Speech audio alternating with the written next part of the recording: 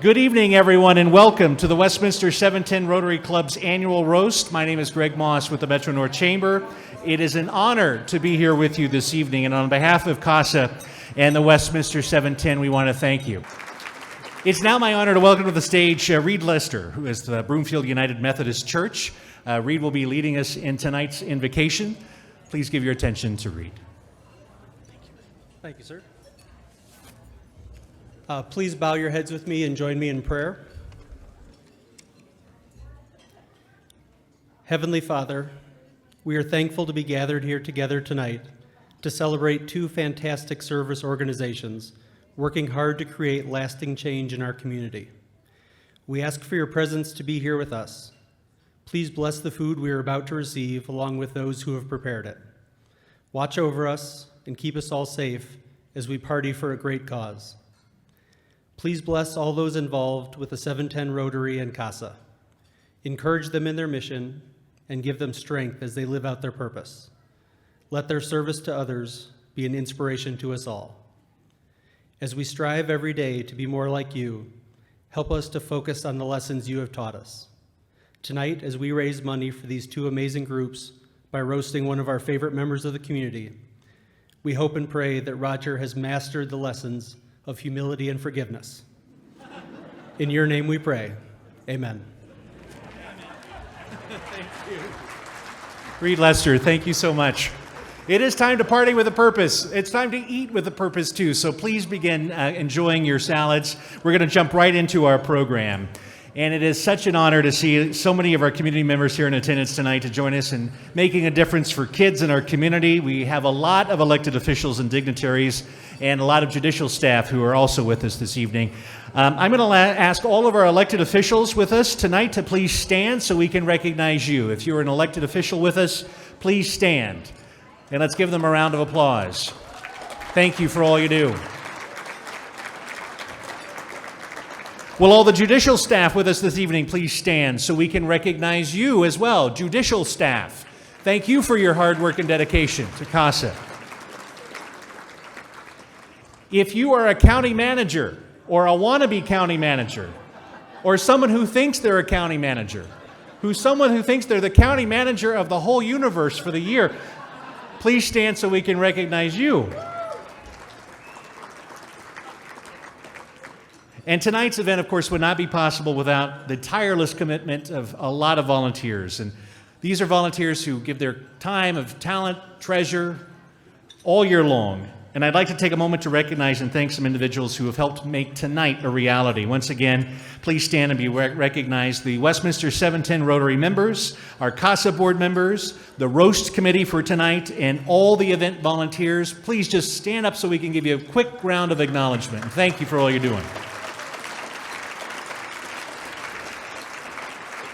We couldn't do this without the financial support of our great sponsors tonight, who have allowed 100% of all donations made tonight will go directly to the mission of saving the kids right here in our community. So please hold your applause to the end. I'm going to start with our silver sponsors, the Adams County Sheriff's Department, Digitech, ConocoPhillips, TBK Bank, and Dana Wozniak with Edward Jones. Let's give our silver sponsors a big thank you.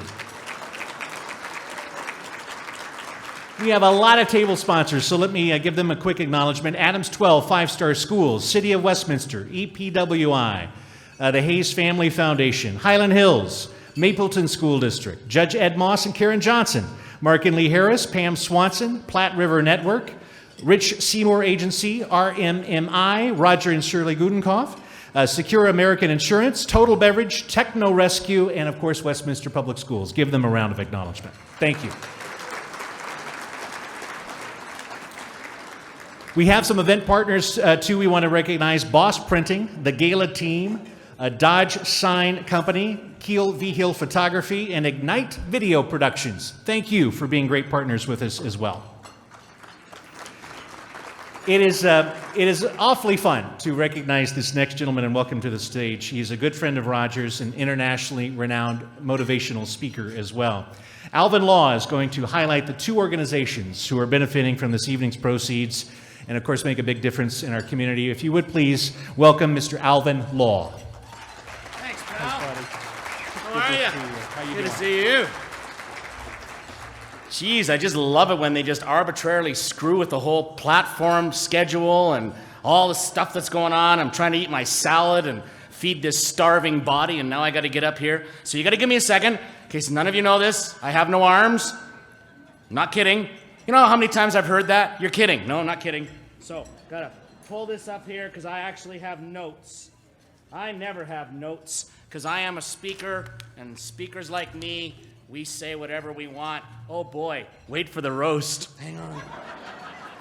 So I'm going to put these up here because that's what I have to do. And one more page. How many of you believe that you could get up here and put your foot up as high as I am right now? Yes. Praise the Lord for yoga. We're here, obviously, to roast a pretty incredible human being, but we are really also here for two remarkable organizations. And, of course, you've already heard who they are. They are Westminster 710 Rotary Club, Adams and Broomfield counties, and, of course, also CASA. We'll get to them in a minute. But here's some highlights, and I know you're enjoying your meal, and we'll be real quick. The first one here, though, when I got the notes, yesterday, I kind of looked at this one and went, no disrespect, the Dolly Parton's Imagination Library. You know, Roger, what I thought about when I read that was, I had a Dolly Parton Imagination Library when I was a teenager. It was like these posters above my bed that I would go to every night and lay in there and go, baby. Asked Mom if I could have 2 king-size pillows instead of 1. I don't know where that inspiration came from. Anyway, sorry, now to be serious, this is a really big program, and each enrolled child is mailed an age-appropriate book every month from birth to 5 years old, and over the course of the program, the Rotary have enrolled 1,876 children. That's a lot. It's funded by donations and grants, and if you know any young child in Westminster, please have them enrolled. The Rotary Youth Leadership Award, also known as RYLA. This year alone, Westminster 710 is committing over $8,500 in awards to this program. They're sending 16 middle school and high school and disabled students to a week-long leadership camp. For a club their size, sending 16 kids to RYLA is extraordinary, and each one reports the experience is nothing short of life-changing. I also went to camp, but I can't tell that story tonight. Scholarships. Boy, oh boy, those are important. Westminster 710 awards college scholarships for selected high school seniors in Westminster and provides $12,000 or more per year to support the future of kids in your community. It's not my community because I live in Canada. I live in Calgary, you scuzzy Colorado Avalanche people. Interact clubs, that's one of my favorites. I love Interact clubs. Westminster 710 Rotary sponsors 3 Interact clubs in one area. Interact is the high school and middle school version of Rotary, so good for them. They're training them to be in that group that says service above self, right? Service above self. Dictionaries for 3rd graders. Every 3rd grader in Westminster receives a dictionary. Did you guys know all this? Personalized with their own name. Nearly 20,000 dictionaries have been given by Westminster 710 Rotary Club over the past 14 years. It's particularly enjoyable for Rotarians who get into the classroom and distribute dictionaries, and boy, that's a good one. The last one now, C4K, Computers for Kids, huge. Westminster's 710 signature program, absolutely the best. Led by Joe Duncan and Roger Gudenkauf, who's that? A team of non-Rotarians and Rotarians alike refurbished donated computers to provide to the kids in your community. To date, the number of computers given to kids in Westminster schools who otherwise do not have computer access in their homes is close to 9,800. I'd say that's close to 10,000. That's a way better way to put it. If tonight is successful, we will hit 10,000. Isn't that a good number to go for? And computers distributed in this community and worldwide in the 2019-20 school year is a just amazing feat to accomplish. So a little round of applause, please, for Rotary 710.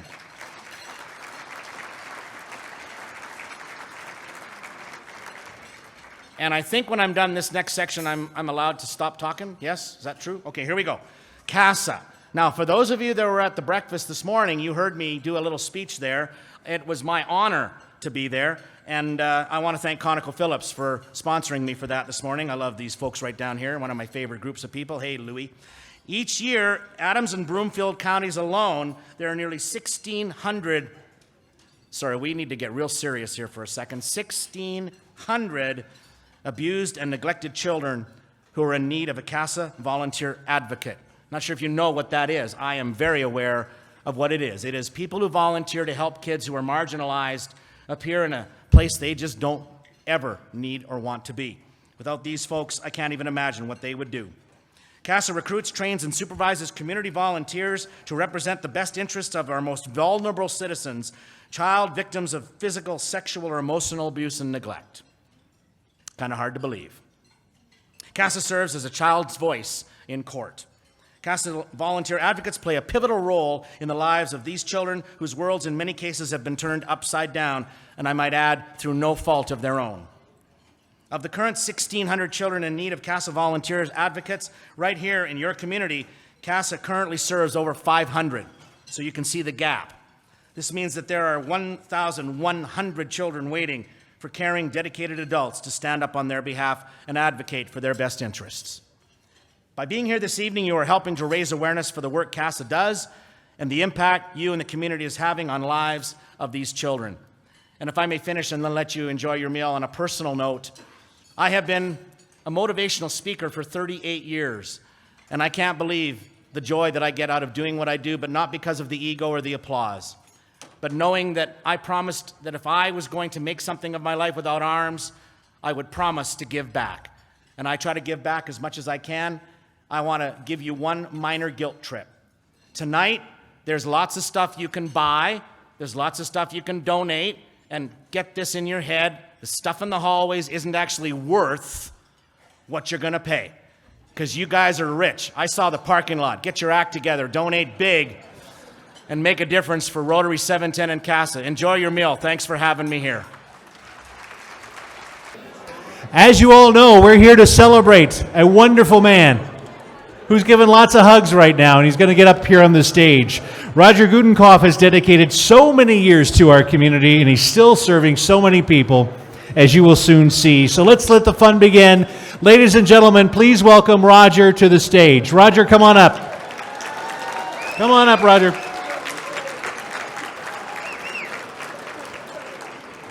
As Roger's making his way up here, we have a special seat for him. I want to welcome to the stage our roasters as well. Welcome back, Alvin Law. Alvin, come on up.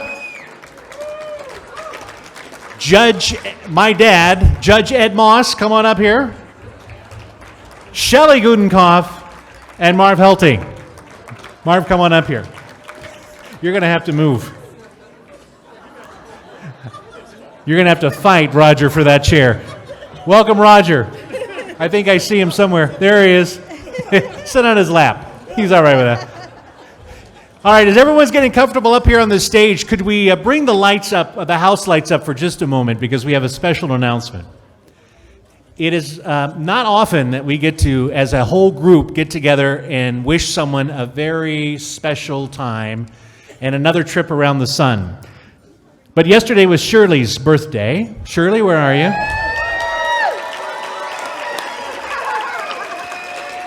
Shirley, don't go anywhere, because we have a special cake for you, Shirley.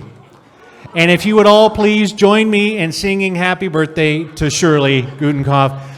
Here we go. Happy birthday to you. Happy birthday to you. Happy birthday, dear Shirley.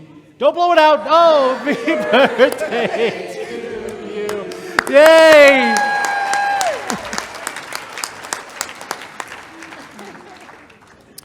All right. Shirley, happy birthday to you. You ready? No, you're not. You cannot go to the bar yet. All right, let's welcome Alvin to kick us off this evening. Alvin Law, everybody. Thank you very much. Oh, crap. So, in the speaking business, there is something that I've learned in all the years that I've been doing this over. I can't even begin to tell you how much I've enjoyed my journey in the speaking world. But hard part about being Alvin Law and having no arms and all that stuff that I have to talk about is I always have to focus on me, because that's what people want to know. So trying to focus on someone else is a bit tricky. Now I got to tell you, first time I got a call to come and do this, I thought to myself, what? they're roasting Roger. There's something messed up about that, because they're supposed to roast people that are dickheads. But I said, fine, I'll come. You know, it's always that way. It's always that way. I'm going to tell you a story about how it always was that way from the very beginning. You don't maybe know this, but I am an accomplished leadership speaker in the Canadian school market. They called me one of the best ever, and that was easy because there was like no other Canadians doing it, because there was all these Americans coming up and doing it. You know, like these people that would come up from the United States, and there's nothing wrong with that, nothing wrong with that. But there was a guy that came up to Canada by the name of Phil Boyd. And Phil Boyd was another leadership speaker. In fact, if you don't know this, he is the one that actually invented this idea of called breaking down the walls and bringing kids together in a school climate of difficulty. And the reason I'm telling you this was that Phil and I had gotten to know each other a little bit, and his comment, like I hear all the time, was, someday you're going to make it down to where I live in Colorado. I went, that sounds good. Just pay me and I'll be there. And then something terrible happened. And this is not the highlight reel of my speech, all right? It's going to be real quick. When Columbine happened, I was a little bit uncomfortable with what was going to happen after that. But what I knew was that we needed to have more speakers in schools talking about inclusion and diversity and making kids feel more comfortable for who they were. And I did not know that that was going to be the open door that I would find coming to a place called Westminster. And I got this invitation to come down and be down here. And the first thing I did, because I do this, I wanted to research to make that I was working for an ethical organization that wasn't kind of weird or strange or controversial or had weird ideas.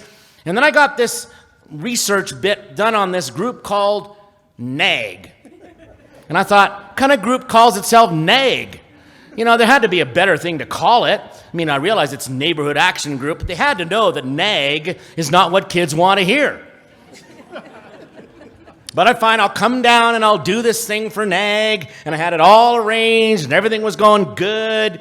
And then I got to the border, and I went to fly down here, and they went, you can't go. Well, why is that?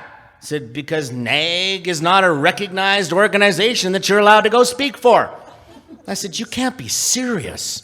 And they were dead serious, because it's the American government, and they're frickin' nuts. So I said, fine, I won't go. And I got all pissy about it and everything, pardon my grammar, but I just said, fine, I won't go to the United States. I'm Canadian, we're better. But that was not a good strategy, I gotta tell you. So what my wife and I decided to do, this is not kidding. We decided we had to figure out a way to go. Now, you got to remember, these American immigration folks, they were serious. They were going to like put me in handcuffs. Or maybe not. So I was serious. I can't go do this. How am I supposed to do this? Believe it or not, my wife Darlene and I, in 2001, got in our car in Calgary, Alberta, drove to Kalispell, Montana, got to the border, said, what are you doing? So we're going to Kalispell. Why are you doing that? They got good food and it's Easter. So that's what they believed. They actually believed me. So now I'm in the United States. Flew from Kalispell to Denver, met Roger, met Shirley, started to understand why it's called NAG. Love you, Shirley. And then Roger sent me to speak in Hispanic elementary schools. 4 frickin' schools a day. And an evening talk for like nothing. I was getting paid hardly nothing. Roger has an amazing ability to get stuff out of people for nothing. Did you ever notice that? Yeah, when he gets asked, what does he say? No, thank you, I'm tapped out. No, he doesn't say that. But what's most amazing about it is, and this is my point, God, I tried. I looked at everybody. I called Shirley. I wrote notes to the family. I said, can you find me anything, any dirt on Roger? None. Zero. Nada. What's the other Spanish one for that? I have no idea what I'm going to hear after this. All I know is I found it categorically and philosophically and morally completely impossible to find anything to say bad about this man. I mean, we have little anecdotal things that we've shared along the way, like buffet lines at cheap restaurants and eating with your feet and messing with the folks. But I have to tell you one more thing, and this is the last thing I'm going to say. I can't talk bad because I'd be lying, and I don't lie. This is one of the most remarkable human beings I've ever met in my entire life, and the reason that I can't say no to Roger is because possibly how could I? It's an honor to be here tonight with you, brother. I love you like a dad. I love you like a friend. But more than anything, I love you because you share one common belief. We can make community better. And you have done that over and over and over again. So I'm going to come over and give you a kiss and a hug, all right?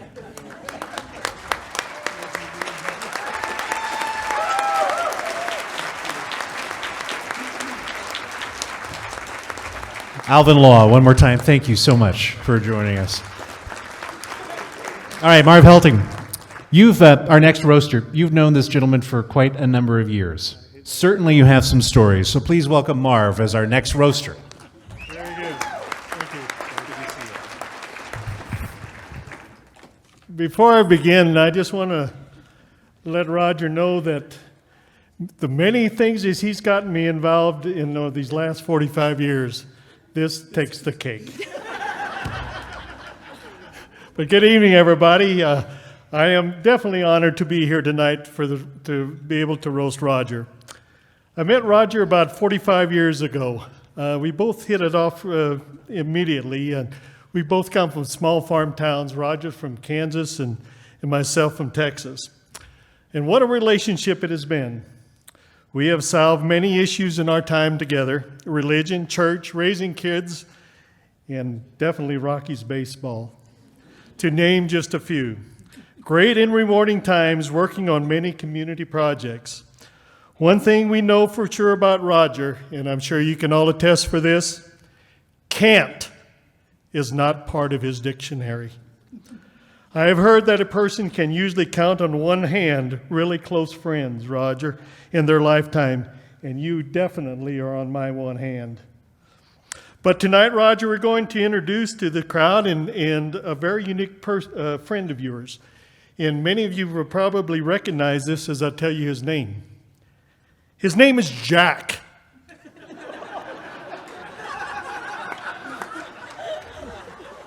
I've personally never met this man. I'm not certain where, Roger met him.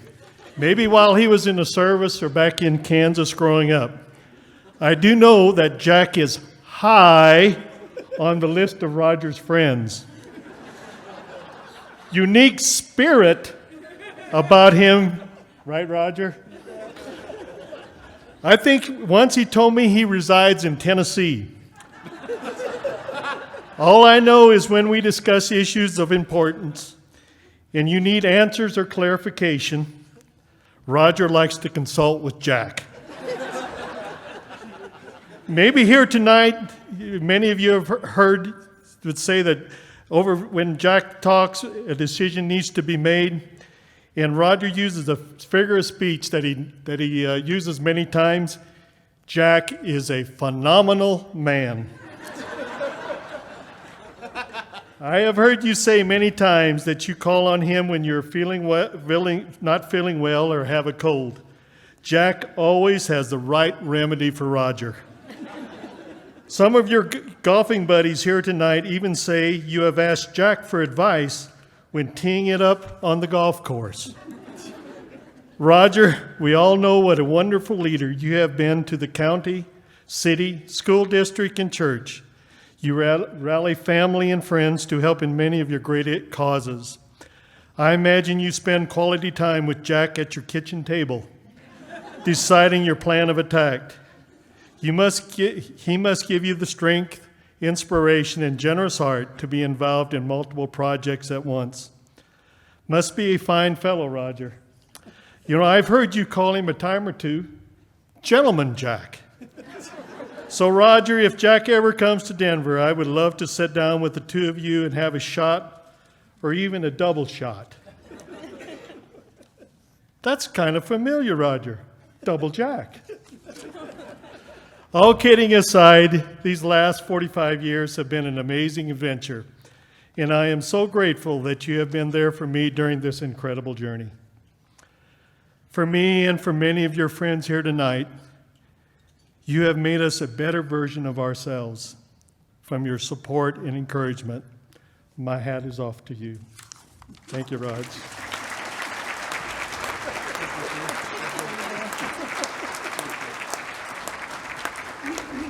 Marv, thank you. Our next roaster, unfortunately, could not be here in person tonight, but he still wanted to share a little fun with you, Roger. So if you would direct your attention to one of the screens for Broncos wideout great, Mr. Mark Jackson.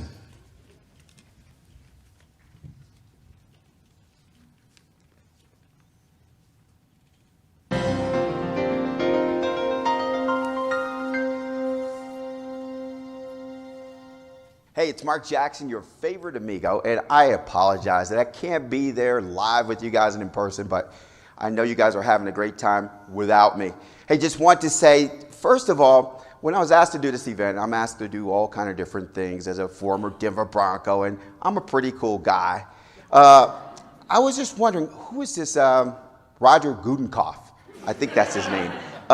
And why is he getting roasted? From what I understand, you have to be a celebrity to get a roast. I mean, Roger's never won a Grammy. He can't sing a lick. Never won an Emmy or an Oscar. Never kicked a famous field goal or scored a touchdown. I just don't get it. I've never had a roast. Why are we roasting Roger Gudenkauf? Well, I met with Roger, and he told me that, name drop, that he knew Carl Mecklenburg, and that he had called to speak to a group of 300 kids before. So, of course, Meck's a good friend of mine. I text Meck, hey, give me your side of the story. Who's this Roger Gudenkauf guy? And he texts me back, Roger who? Well, the long and short of it is, I got to meet Roger, and I've known Roger for a short period of time now, and over that period of time, I'm finding out that people do know this guy, Roger Gudenkauf. As a matter of fact, I was giving him a football for this auction. You guys have to bid a lot of money on this football, or I'm in trouble, basically. I met him at a car dealership as I was getting my car serviced, and just in the lobby of a car dealership, a miscellaneous car, people know Roger Gudenkauf. I met him at a coffee shop, people know Roger Gudenkauf. Another group walks in another meeting that we had, and it's like, everybody knows Roger Gudenkauf. And why? Not because he's won a Grammy, not because he's an incredible athlete, but because he is awesome at giving back. Roger Gudenkauf is a all-pro MVP at giving. And that's why you guys are here tonight, is to give. And I love you. I love your heart for that. Much like Roger, as a kid, the community stepped in and helped me to get to where I am. The community came in and gave me an idea that there are other people out there who care. And that little bit of hope can take people to huge heights. And it has for Roger, and it has for me. And here's what I know about Roger. He's showing no signs of slowing. See you at the top, Roger, and go Broncos! Mark Jackson. Thank you. Our next roaster has a very, very close connection to Roger. Certainly, I know has some great stories to tell. Don't worry, you've got rebuttal time coming up in a little bit. Please welcome to the stage Roger's daughter, Shelley.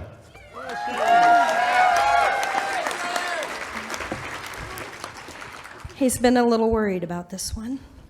I have to say that I had a whole different speech planned out, written out, and then I read the itinerary they sent me yesterday and found out he has rebuttal time. So we threw that one out. No. There are so many life lessons that we can learn from my dad. As you can imagine, he used to be pretty ornery. Growing up, if there was trouble, it was a pretty good possibility he was in the middle of it or running so he didn't get caught.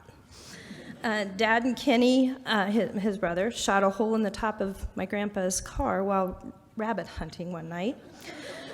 And I'm not sure why or what Dad had done, but my aunt remembers my Uncle Dick chasing after him with a pitchfork. I'm sure he deserved it.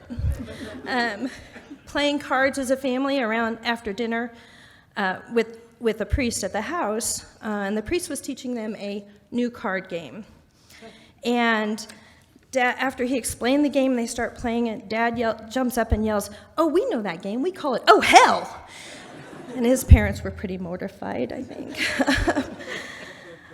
So, a couple tips for Dad how to get out of going to school. While your coach is gone on his honeymoon, you tie all of the furniture in his house to the top of his house. When you come to school on Monday morning, your principal will excuse you to go take care of undo what you've done. So, how not to get chased by cops when trying to set the record driving from Topeka to Corning. A couple of options. He tried both. You put an old box spring mattress up behind the tires, and when they go to take off, the springs get up and in the car, and it's kind of a problem. Or you can chain the axle of the police car to the light pole, so when you fly by at 130 miles an hour, they go nowhere. True story, and his record was 62 miles in about 31 minutes. In school, the teachers would ask Roger, "Why can't you be more like your older brothers?" And then when Kenny and Mary Ellen came, they said, "Thank God you're not like your older brother." When he was in high school, typing class, he had a mouse in his pocket tied to a string, and he would let it loose and run up the aisle, and all the girls would scream, and then he'd reel it back, and the teacher had no idea why the girls were screaming. So with his many shenanigans in his teenage years, Dad and Grandpa didn't always see eye to eye. But whether Dad had gotten home at 10 p.m., 4 a.m., was seriously hungover, had just slept in the car in the driveway, none of this mattered. Grandpa would still get him up at the crack of dawn to get his chores done. No excuses. Dad said that his class probably had the most stories, but they also have lost the fewest people. He said maybe orneriness equals life longevity. That's some dad logic there. His cousin CJ just shared this story with me tonight. They had been at a wedding in Seneca, and they were driving back to Corning, and CJ says, "Hey, Raj, you know you're driving on the wrong side of the road, right?" And he says, "Well, yeah." He's like, "Well, maybe you should get over." And he says, "Oh, no, all the drunks are driving on that side. We need to drive on this side."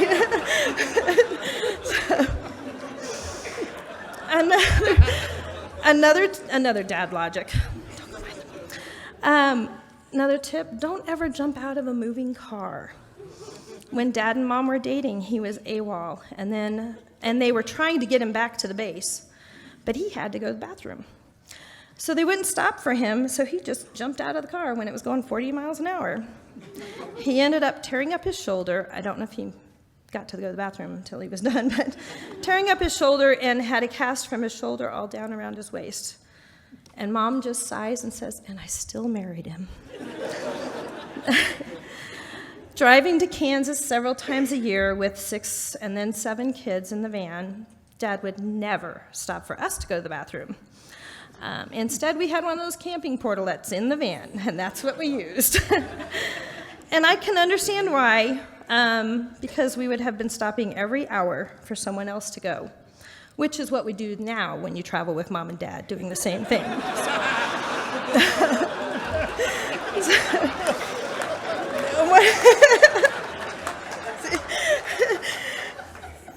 He used to always say, "If you don't make me pull his car over, if I have to pull his car over, I'm going to do it with a belt." Well, we finally got smart. We're like, "We want to see that, Dad. Take your belt off and pull the car over with the belt." But Dad has always had a phenomenal way with words. We'd often him and haw when it came to cleaning our room, doing our dishes, mowing the lawn, or many other household chores. We'd say, "Do we have to?" And his response was always, "You don't have to, you get to." And it was a great way to look at things, as it reminds me to this day to be thankful you have a bed to make, a house to clean, and food to eat off of those dishes you're cleaning, as there are many who are not as blessed. Dad was teaching Mary how to drive and losing his patience because she was watching in the rearview mirror and would speed up anytime anyone would come close to them behind her. So Dad abruptly removed the mirror so that she would stop doing that. And apparently they stopped on the side of the road and Mom came to pick Mary up. They needed some separation time. But I think this is another good lesson that when we pay more attention to what is in our past and behind us, we stop living in the moment and seeing what God has in store for us and in our future. Whether it was at home, work, playing, praying, helping, we grew up with the saying, can't never did do nothing. When coaching, if you ever use the word can't, you were taking a lap. If any of you know any of us kids, we might be a little stubborn, just a little, and a little determined, but we kind of come by it honestly. We grew up knowing there was nothing we couldn't do. It's never been, I can't do that. It was and still is, I've never done that before. Guess I better figure out how. Being coached by Dad, as well as having the honor of coaching with him for 25 years, he was always teaching. He used to tell the players, get up there and swing that bat. Don't look for a walk. We had a player that would get in the batter's box and freeze. One day, Dad called a timeout, switched her bat out for a camera, told her that if she was just going to watch the ball, she should take a picture. It would last longer. That girl, nor did any others, ever just watch the ball again. Dad was very much lives like that, and always encourages others to do the same. Don't just stand by and watch life go by. Take a swing at a few things. You never know what rewards will be around the next turn. Another dadism, if you will, if you're not part of the solution, you're a part of the problem, which has led him to his involvement in so many initiatives, committees, and events within our community. It has also led to many a plea to those closest to him as we got suckered in, helped him with the tasks that he had committed to. He is someone who is truly led by the Spirit. With Catholic Heart Work Camp, he gets a phone call that they want to bring Catholic Heart Work Camp to Denver. So they call Dad, and he says, well, yeah, I can get you a school. And so he gets him to school, and then he says, well, how many do you want? Well, I don't know, what's your biggest? He says, well, 400. Well, let's do 500. So he's bringing in 500 campers, thinking the more campers, the more work that gets done in the community. But then he finds out he has to manage the camp. I've co-managed with Dad for the last, I think, 6 or 7 years, I don't know. And his response when I bring a situation up to him is, it's okay, the Spirit will take care of it. I just need the Spirit to communicate. In Mass, we say several times, it is right and just. Dad is someone who truly walks his faith. He does things and expects others to step up to the plate and do the same, because quite simply, it is right and just. A phone call you never want to get from your kids, but you really don't ever expect from your parents. My sister Sheila was working for my dad at the time, and she gets a phone call, and he says, Sheila, don't hang up. I only get one phone call. I need you. True story. I need you to get $500 and come to Adams County Jail? Westminster Police Station. So Sheila's wondering,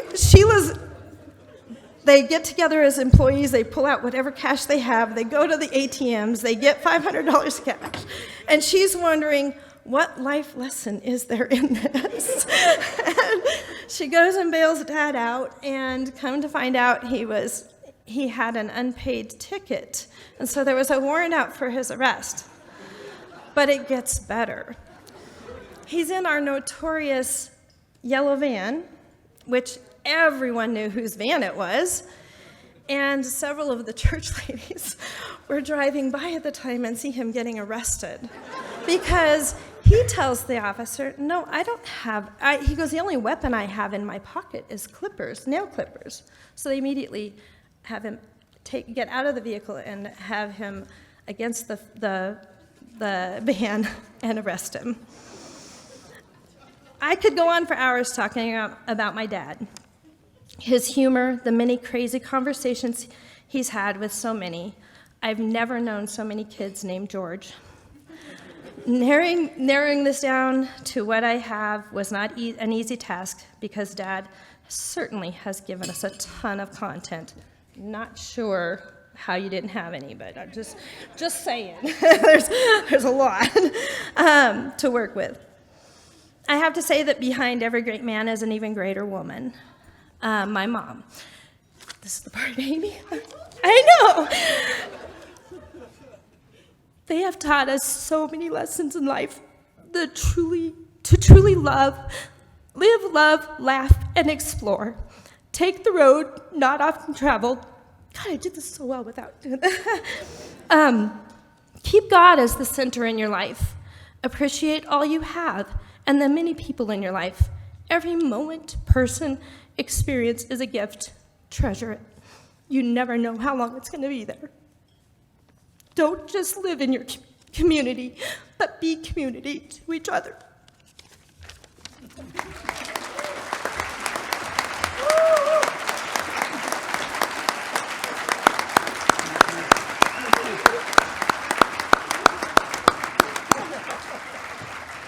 Shelley, thank you.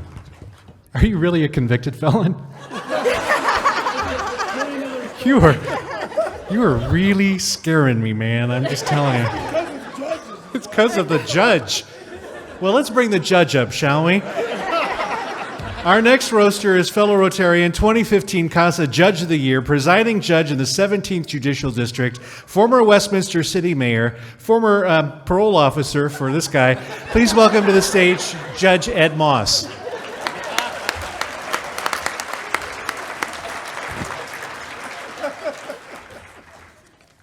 I didn't know about that arrest.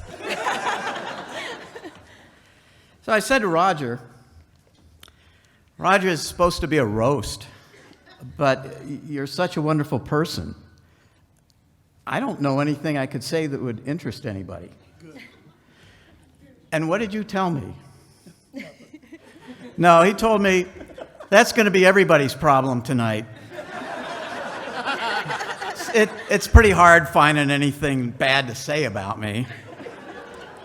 And the more I thought about it, the more it was true.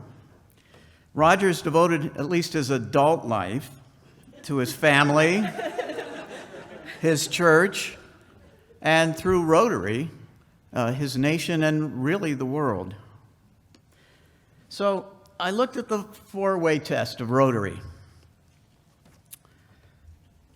The four-way test that we have as Rotarians, is it the truth? Is it fair to all concerned? And I thought, well, you know, it's only a test. It's not like it's a law. Tonight's not going to be the first time anybody here has flunked a test, all right? So let's flunk this test together. As a judge who's worked for years with kids in juvenile court, I've seen this hundreds of times before, and I hate to say this in an event for CASA, but the Roger that you know did not start that way. He was a horrible little child with a guilt-laden past. Roger was born in a rural town in 1903.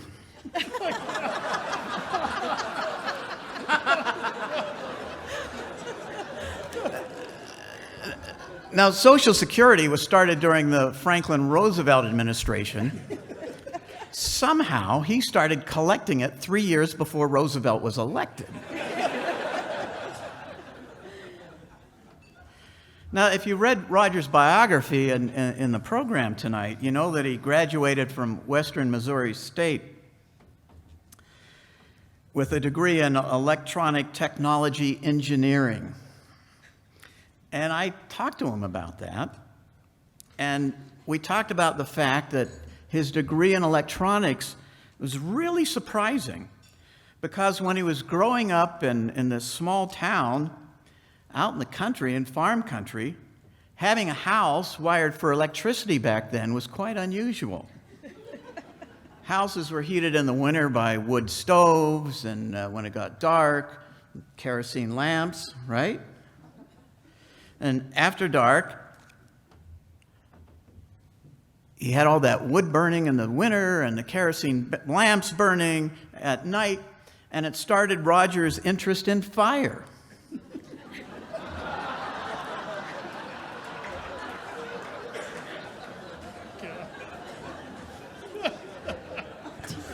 But electricity eventually did come to town, and for those of us, the rest of us, that grew up with light bulbs and toasters and electric guitars, electricity is just a normal part of our life. But for Roger, electricity was something that demanded testing and exploration.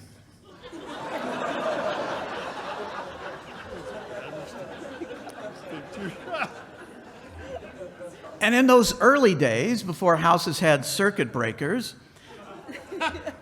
those explorations led to an inevitable result. Again, and again, and again. Which led to another inevitable result.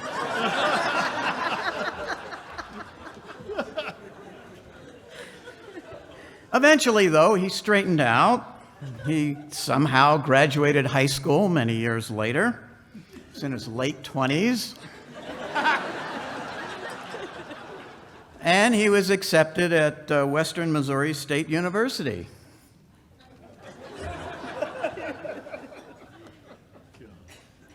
A great number of years later, Roger graduated. He got his bachelor's degree with that major in electronics technology. And around this time, the angels of his better nature started to shine, although some of his classmates thought that his senior project was a little strange.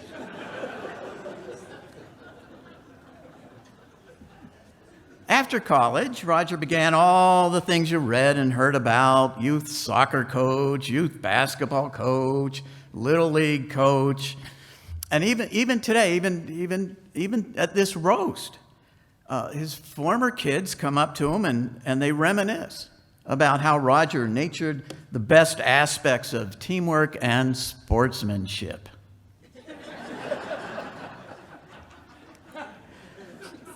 Now, any tribute to Roger wouldn't be complete with recognizing the most remarkable milestone in his life. And of course, that's his marriage to Shirley, which is in its 53rd year. 54.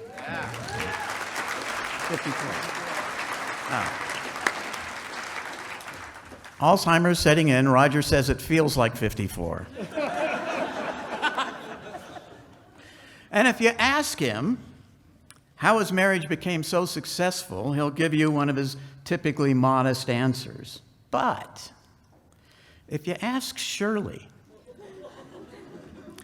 she'll tell you how they've managed to stay happily married all this time. It's wonderful, she told me. He hasn't spoken to me in the last 35 years. Thanks, Roger. Thank you, John.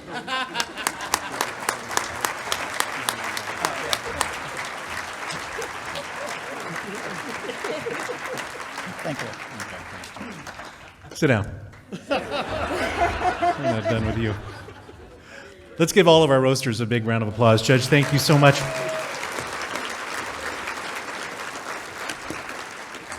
So you think it's time for rebuttal, but we have one more roaster. Shirley? No, I'm just kidding.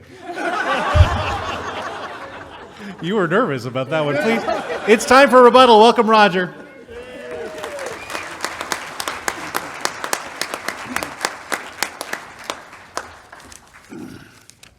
Wow. Well, rebuttal's easy with people like this. And there's probably everybody in this room. I have spent my life doing stupid things all the time. So everybody has a little story about how they could make. And I'm going to just do a few little ones about the people that was up here.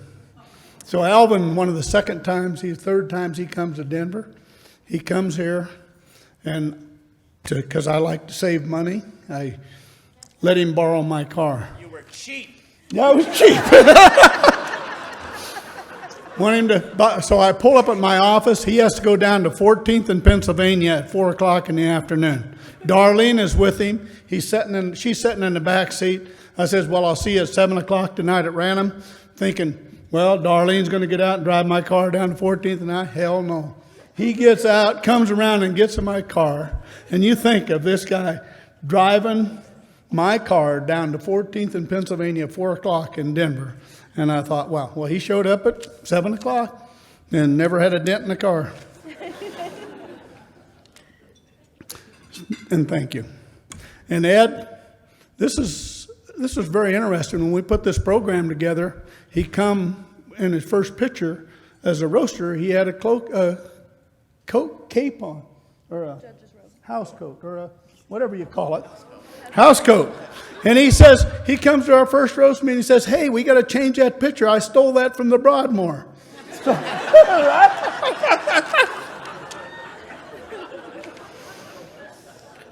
Marv and Carol have so many friends. They wanted to have a surprise 60th birthday. So they planned their own surprise 60th birthday party. That's right. And Shelley, I tried to be a good role model. You can see with everything she learned from me. But she calls us before she comes over every time, said, do you have jelly beans or candy corn for me? Because it's empty when she leaves. Well, I want to end tonight in a super way, okay? Because it's a very special night for people to make fun of who I am. But when I was 14, my mother was killed in a car accident. And I had a very hard relationship with God. I couldn't understand why that would happen. And that went on we had a continuous verbal relationship, but it wasn't very nice relationship and communication. And then I got stationed at Lowry in the Air Force, and I went to Connie, John, and Eddie, our cousins, went to school with Shirley, and I met Shirley at her graduation party. And my relationship with God changed at that time. 3 weeks after we met each other, we decided we was meant for each other and we was going to get married. Her dad wasn't very excited because I'm an old fly boy from Kansas, and that's his only daughter. But then I went to Turkey. You people today won't understand this, but it took 30 days to get a letter, and that was our only communication. A month's paycheck to make a 3-minute phone call home. Well, you couldn't do it. In May when she turned 19, her mother died. I'm in Turkey. She can't communicate. We're planning to get married in August when I come home. Shirley made all of her wedding dress, all the bridesmaid dresses, planned the wedding by herself at 19 years old. And when I come home in August, we got married, and our life has been phenomenal. It's been unbelievable. And we never needed much. And a lot of you young people won't understand this, but we went down to TG&Y and bought a set of jacks and pickup sticks, and that was our entertainment for 45 days before we could afford to buy something, a checkerboard, to get more. And it was like 6 months, I think, before we got a TV. Our life has been super. And like Shelley said and Marv said, it's easy to do projects that we commit to because everybody in this room commits to something when I commit to it. And it's been that way, whether it's remodeling church, whether it's I make phone calls and everybody's there. And I don't ever do very much at all. I just kind of sit around and watch it happen. So, put a stop to that. But it's been an awesome journey. So with that, I want to end this evening with Elvin. And I want to hear what, it's the thing, our relationship with Elvin and what he went through in his childhood and his life and never saying can't. And I'll guarantee you, you can't be around Alvin and ever say can't again. He's the man.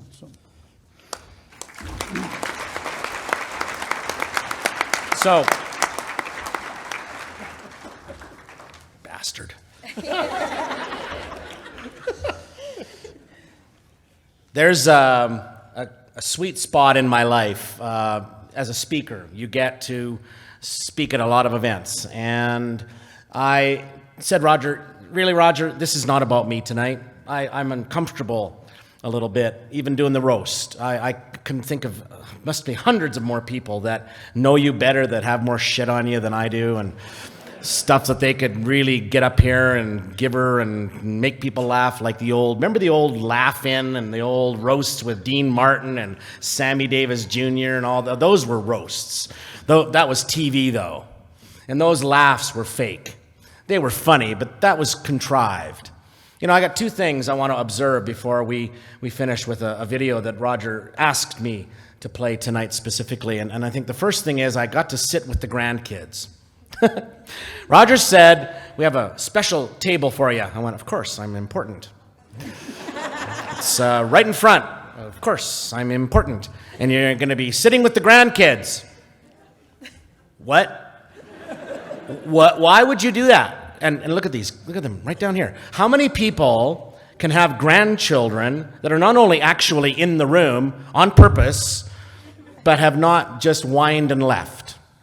This is the first testament to Roger. The second one is the room. Can't lie. I was in the room over in that corner this morning speaking for CASA, a little volunteer breakfast, which was an amazing turnout, amazing organization. I thought maybe we'd have like another room, like the next one here. There'd be two. My God, there's like no space. And that also speaks volumes as to the man and why we're all gathered here. I know it's Rotary and I know it's CASA, but at the end of the day, isn't it? It's this incredible man.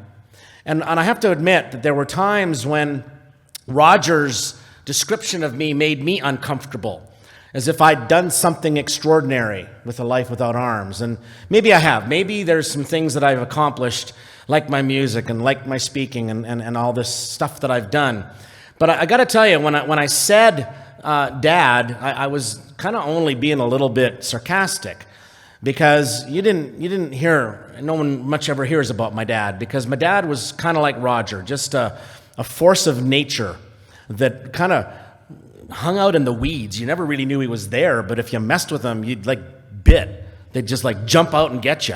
But Dad was this force of nature too, that nobody, there were 950 people at my father's funeral in 2001, and he was a mechanic. He was a mechanic. That's what he did. He wasn't a big star of stage and screen, a presidential candidate, a politician, a mayor, or even a counselor. He was just a guy that everybody loved because he was the real deal. He was the real article. He was the kind of person that people loved him, and they couldn't quite figure out why, because he was always there asking for stuff and always asking for volunteers. And my dad was very involved in the Legion and all of his community, the church. I grew up in a faith-based home. And what I found most odd was this idea that I thought my parents were the only ones that ever said there's no such word as can't. I mean, that's all I knew. Growing up without arms, and in case you didn't know this, my mom was 55 years old when she took me home from the hospital as a homeless baby, because my birth family saw no use in taking home a child born this way, because I was simply but a waste of space. And you know, it's funny, because my mom was my caregiver, really. She was my foster mom. She taught me to use my feet. She gave me all kinds of reasons for wanting to be successful. She taught me to sew with my toes. She taught me to eat with my toes. She taught me to take care of myself, be responsible, be accountable. All those buzzwords that we are all familiar with. But I hope this doesn't sound too biased, because we live in an era of equality and Me Too and all that stuff that goes on. But my dad made a man out of me. That's what he did. He reminded me that you do not need big biceps to have strong arms. You do not need huge basketball hands to have a gentle touch. You do not need this strong, masculine figure to dominate the scenery around you by will and anger and force and mean spirit. That's what I think sometimes is the problem with our world. This man that we're honoring tonight is the epitome of a masculine spirit because he carries this pride of being who he is in a way that I've met very few people like. And when Roger asked me to finish off tonight, I said, Roger, it's your night. Why are you asking me to do this? Because he says, I have a hard time trying to describe what has motivated me all these years of doing this. And that's what Roger said, and it made me blush, and I'm going to do it again. He said, because you're the epitome of what I've always wanted to see the world do. To believe it can. To not believe in can't. To believe that there is a higher power indeed that Roger lives under that is directing things. But sometimes the higher power can confuse those of us that have been given the rough ride. That's why I can relate to Roger questioning his faith. But when I started becoming a speaker, it was not about me. It was about the grand goal of someday perhaps seeing that the world could be a better place by one person making a decision that they could pull it off. And one person can do amazing things. There's no question about it. But this video that I want you to watch to finish off the night, Roger asked me to play. You might have seen it before. It's a video that I am in. I play in it, but I'm not the only one in it. And when I watched this video, which is, as you'll see, a promotional video for the 2016 Paralympic Games in Rio de Janeiro, this video was solely responsible for taking ticket sales in Rio de Janeiro from a paltry 30% to 98% at the beginning of the Paralympics in Rio. Never been done in history, not that kind of change in cultural awareness, but more than anything, the kind of change that would inspire the world to see things differently, to understand that charity is not sympathy, that giving is the most important thing we can do, but not because we feel sorry for people, but because we want them to be the best they possibly can. And Roger did that with his family, and he did it with his community, and he did it with a Rotary, and he did it with CASA, and it's that spirit tonight that has made it all very difficult for us up here to say a bad word about a man that I'm sure there's got to be, and I'm going to keep looking, man. There's got to be something I can find. But it's going to be too late because it's going to be like next year, and who knows going to be here in this room tonight. Tonight is the best ever opportunity to show what Roger really means when he says, there's no can't. Please roll a video.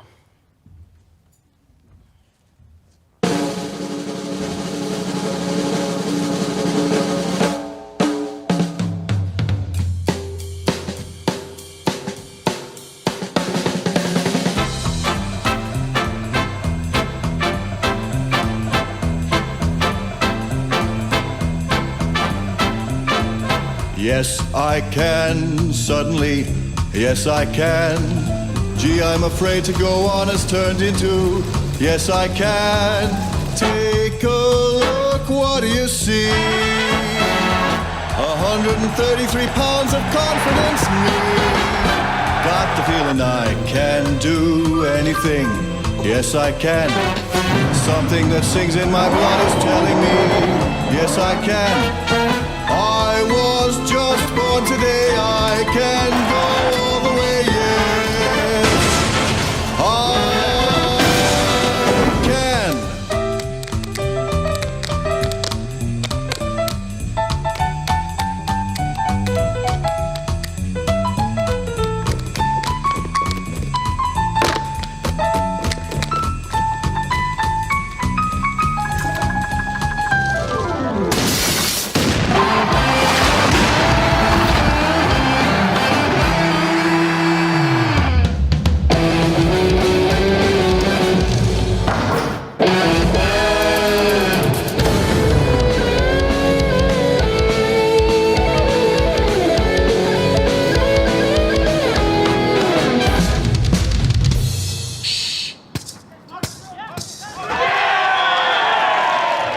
yes, I can. Yes, I can. Yes, I can. Yes, I can. Yes, I can. Yes, I can. Yes, I can. Yes, I can. Yes, I can.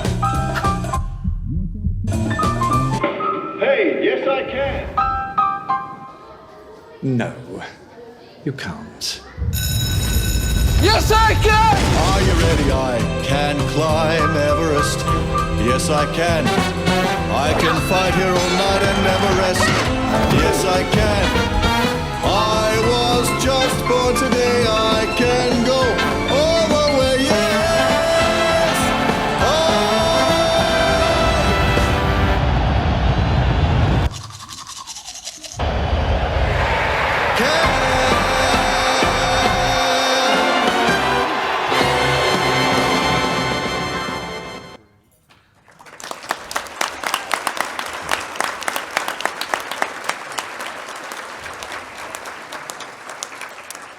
So Roger Gudenkauf, father, husband, grandfather, not great-grandpa yet, right? Great-grandpa? Jesus Christ, unbelievable. Entrepreneur, businessman, philanthropist, Rotarian. I mean, let's go on and on and on, really. I think the best way to describe this amazing man tonight is the way that that video ends. Roger, you are a real superhuman. God bless you.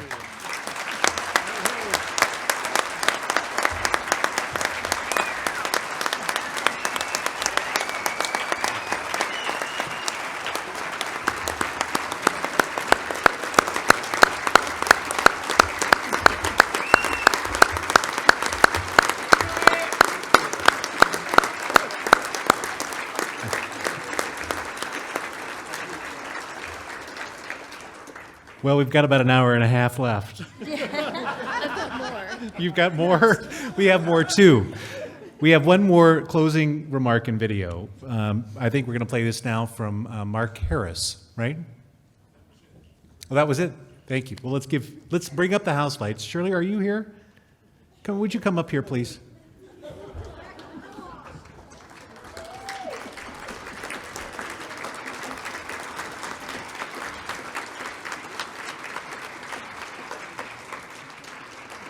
Ladies and gentlemen, let's bring up the house lights and let's give one more acknowledgement to both of these very fine individuals who've given so much to all of us in this community. And we are honored to have honored them tonight.